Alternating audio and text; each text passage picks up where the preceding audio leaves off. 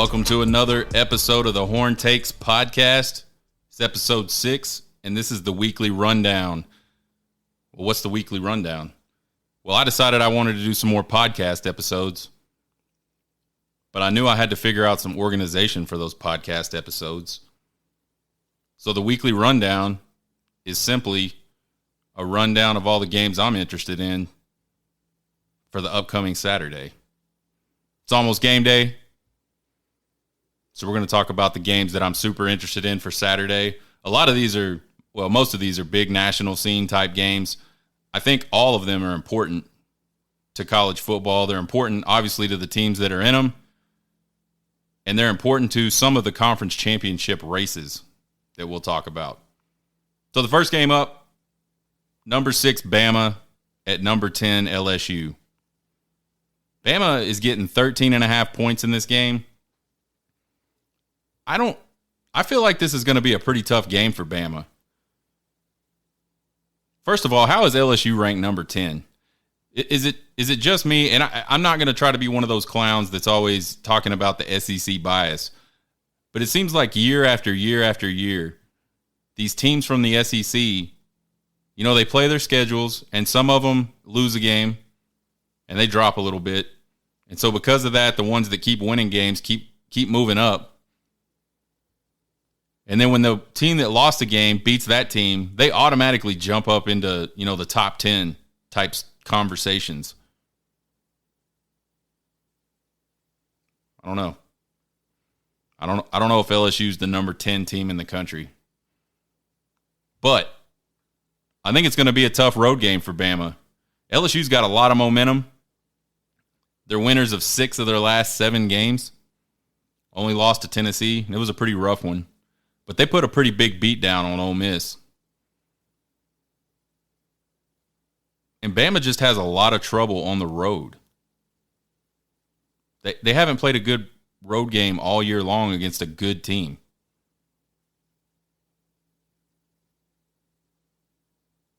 I did a podcast. Actually, I did a TikTok video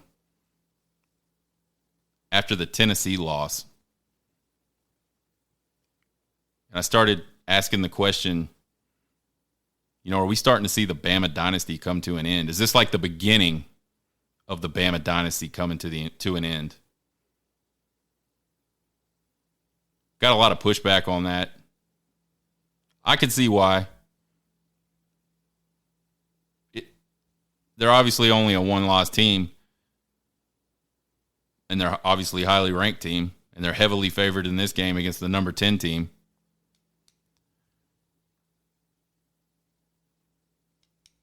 But everything that changes, there's a specific moment when it changes. Maybe this year's that moment. Maybe that loss to Tennessee is that moment. Maybe going on the road against Texas and barely sneaking out of Austin with a win. Maybe that's that moment. I don't know. We'll see. Now, if Bama can go into Death Valley is a crazy place to play. And I think this LSU team is good. They're talented, certainly. If Bama can go in there and walk out of there with a win that's anywhere close to 13.5 points. Well, let me back up. If they can walk out of there with a win, period, Bama dynasty's still rolling, right? Nick Saban dynasty's still rolling. But if they lose that game, I don't know. It could be that moment where you start to see the Bama dynasty sort of start to fall off. What do you guys think? You can email me at horntakespodcast@gmail.com. Let me know what you think. Is Bama on the verge of starting to slide a little bit? Or did they not just win every game this year? Shoot me an email. Let me know what you think.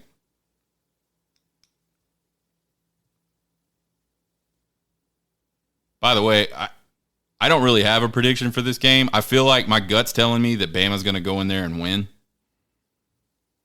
I think if they go in there and the crowd gets to them and LSU plays outside of their heads, I think LSU can win that football game. Texas almost beat Alabama at home. So surely the number 10 ranked team in the country just got done beating the ever-living crap out of another SEC team, highly ranked SEC team. Surely that team has at least the physical makeup, the talent on the team to beat Alabama. So I don't know, it'll be interesting to see. Can Bama play a clean game on the road? I've got no prediction. Let me know your predictions. Next game, and this is obviously the biggest game of the weekend. We've got number 1 Tennessee, and all these rankings, by the way, are college football playoff rankings. So don't get your panties in a twist if your team has a different ranking in the AP poll, or later on when I talk about Texas being ranked. I'm not talking about the AP poll or the coaches poll. I'm talking about the college football playoff poll. Number 1 Tennessee on the road in Athens against number 3 Georgia. This is a huge game. Huge game for both programs. Georgia's the defending national champs. I think Georgia knew they would get a chance this year to prove that they can stay on top. I just don't think anybody on the planet thought it was going to be against Tennessee. I think everybody was thinking it was going to be Alabama again. But here comes Tennessee, undefeated, rolling. It's a 2:30 p.m. kick. The line opened up at 8.5 points for Georgia. I think it's 8 points now. I think they're an 8-point favorite at this point. One thing that's interesting when I started looking at these two teams' schedules, their results, statistics, Tennessee's only had 2 real road games so far. Actually, I think Tennessee's only had 2 road games, period. On the flip side of that, Georgia has been really dominant at home. Closest margin of victory was 17 points against some nobody school. I don't know. Look at all the statistics in this game. Most of the offensive statistics are a wash. I mean, they're almost dead on, dead even.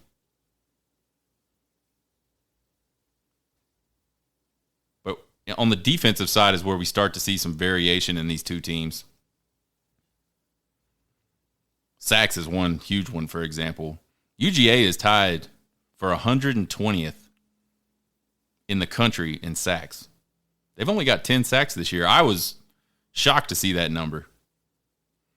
There's only 11 teams right now in the country that are worse at sacking the quarterback than the Georgia Bulldogs.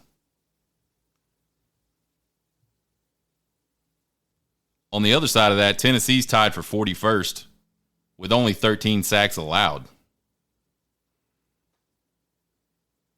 So they're in the top 35%, top 40% or so in the country in least sacks allowed.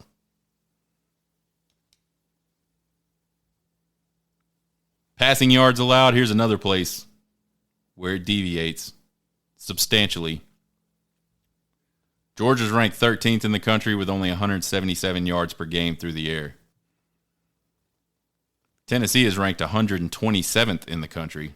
So there's only 4 teams worse than Tennessee in pass defense, passing yardage at 300 yards per game.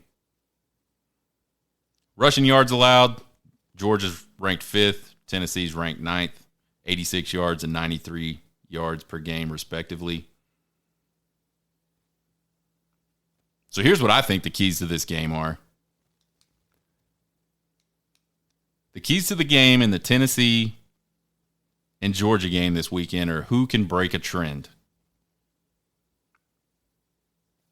Can Georgia find a way to get some pressure and contain Hendon Hooker? Get him on the ground a few times? Can Tennessee find a way to be better against the pass? Stetson Bennett's averaging like 300 yards a game through the air, I think.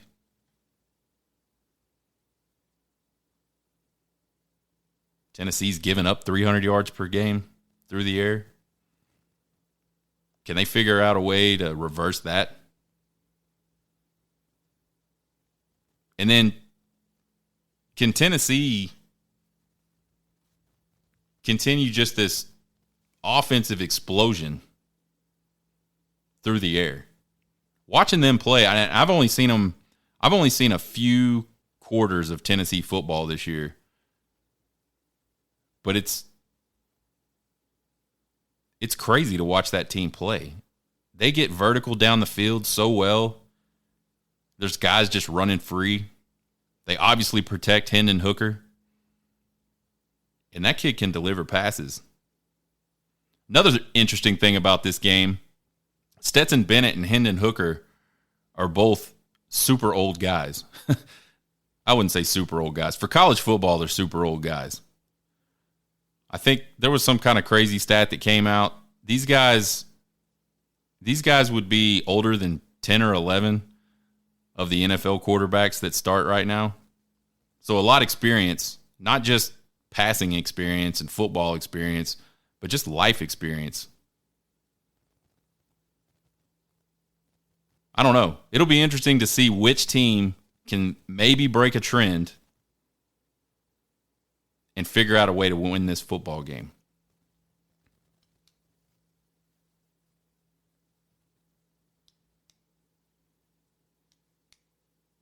So, all that being said, it's prediction time for this Tennessee and Georgia game.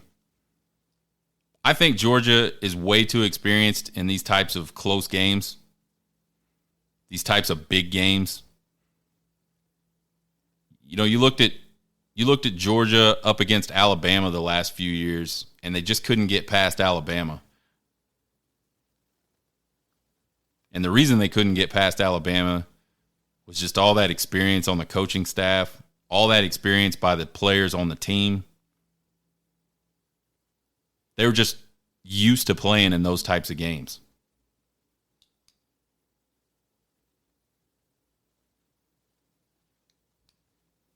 Now here we are with Tennessee. They got to go on the road. And they got to find a way to beat the defending national champions in their house. And I know Tennessee had a big game against Alabama this year. That game was at home. Going on the road is a completely different story. Kirby Smart, just a defensive guy. I think Kirby Smart's going to figure out a way to disrupt Hendon Hooker. You know, you look at their defensive statistics, it's crazy. They don't have hardly any sacks at all, but their passing defense is really, really good. So that makes me think they get a whole lot of pressure on the quarterback. They're just not getting home. And the back end of that defense is solid. Very solid. I think Kirby Smart's going to figure out a way to disrupt Hendon Hooker, slow down that offense. I think Georgia's going to win this game 45-35 over Tennessee Saturday.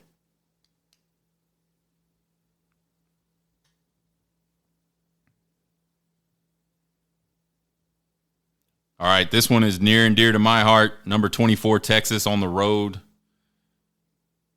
at the Little Apple against number 13, Kansas State. Inexplicably to me, Texas is a 2.5-point favorite in this game on the road at K-State. To me, if I'm a betting man, taking K-State and those points, I almost say taking K-State in the money line is like the easiest money you could possibly make betting. I just don't see how you put a team that hasn't won a road game in over a year as a 2.5-point favorite against the second best team in their conference. A team that just got done dismantling Oklahoma State offensively and defensively. Oklahoma State didn't score a single point against Kansas State. They went up and down the field against Texas. I don't know. I mean, I do know. It's all about getting even money on both teams. Anyway, looking at the stats, offensive points per game is a wash. Rushing offense, K-State's 11th in the country, 228 yards a game. A lot of that is obviously from Adrian Martinez. He's the second leading rusher on that team. Texas is ranked 43rd at 182 yards per game. And I think Texas could be a whole hell of a lot better than that if Steve Sarkisian would just lean on that running game. I think he abandons the running game way too soon in almost every single game they play. Passing offense, K-State is not that great. They're ranked 112th in the country at 185 yards per game. Texas is ranked 47th at 262 yards per game. I think Texas can be better than that. Quinn Ewers has struggled in his last two starts. It's amazing how different Quinn Ewers looked against Oklahoma than he did against Iowa State and he did against K-State.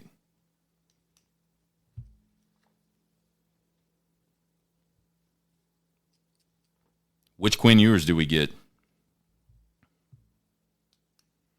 Passing defense, K-State 56th at 222 yards per game. Texas 92nd at 240 yards per game.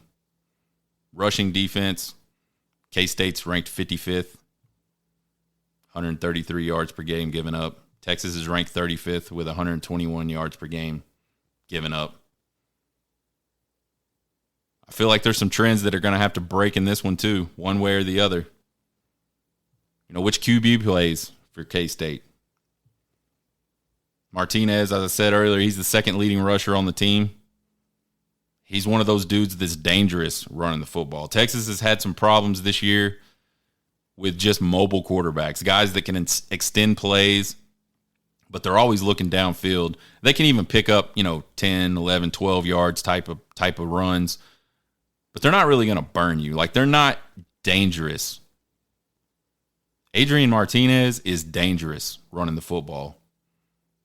You give him a little crease, and he's gone for 80 yards and a touchdown. So if Adrian Martinez plays, I don't think there's any way at all Texas can win this game. He's serviceable enough as a passer, and his running skills, his threat as a runner, just going to be too much for Texas if he plays. Now, Howard, slightly better passer. He just got done, having the game of his life. He'll probably never throw for 300 yards and 4 touchdowns ever again. But he's not much of a running threat. And I think the running threat, even though Texas's pass defense is just not good, they give up way too much. They give up way too many easy throws. Even though it's not good, I still think Will Howard is a better matchup for Texas than Adrian Martinez. I think Adrian Martinez's legs will hurt Texas worse than Will Howard could through the air. K-State's a really good rushing team. Can Texas continue the trend they're on of slowing down the run and get K-State one-dimensional? If Adrian Martinez plays, can they slow down the run, score enough points to put K-State in a position where they're one-dimensional? Listen, K-State's not going to abandon the run the way Texas does. They'll be down 14 points in the third quarter, and they'll still be running the football. And finally, can Texas keep their foot on the gas for a whole game? Sark's always talking about all gas, no brakes. can he really deliver all gas, no brakes? And then we talked about it earlier. Which Quinn Ewers are we going to get? Are we going to get Oklahoma Quinn Ewers that was unbelievable? Or are we going to get Iowa State, or even worse, Oklahoma State Quinn Ewers that struggled, forced balls where he shouldn't have forced balls, just looked uncomfortable the whole game?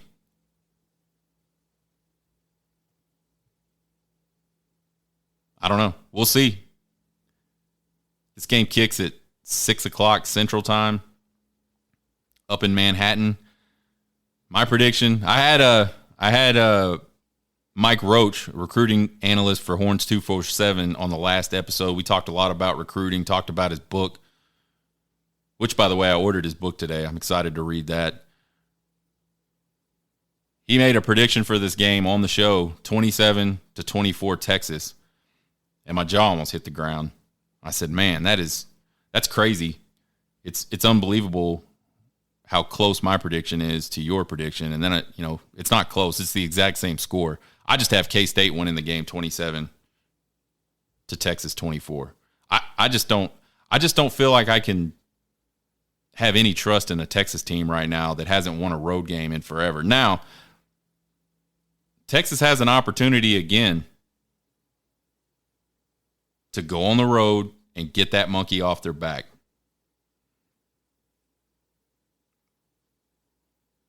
Two weeks ago, when they were going up to Oklahoma State, Sark made a comment in one of his press conferences about this being one of those games that's a playoff game.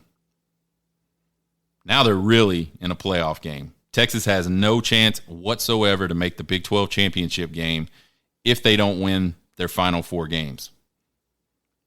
And even at that, they need some help. So you want to talk about playoffs, you want to talk about showing the country that you're finally able to step up at a pivotal moment, and you're finally able to be that team that a lot of people have been talking about you needing to be for the last year. It's an opportunity. Steve Sarkisian's record on the road is bad. It's bad at Texas. His record against ranked teams is bad. It's bad at Texas. He can go up to Manhattan on Saturday and lead that team to a victory.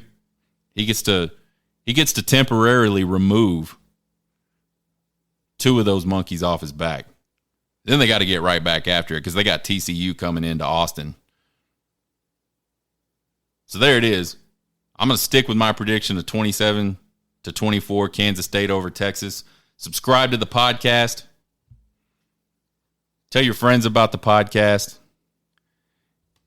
You guys can rate the podcast if you subscribe. Actually, you can rate it if you just listen to it. Check it out. You can find me on TikTok at Horn Takes Podcast. You can email me at horntakespodcast@gmail.com.